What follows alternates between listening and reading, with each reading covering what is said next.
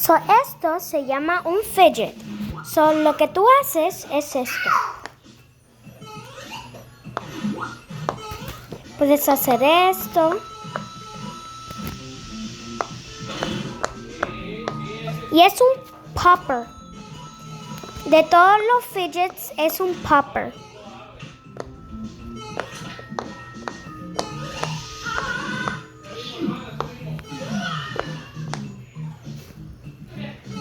Y ¡pum!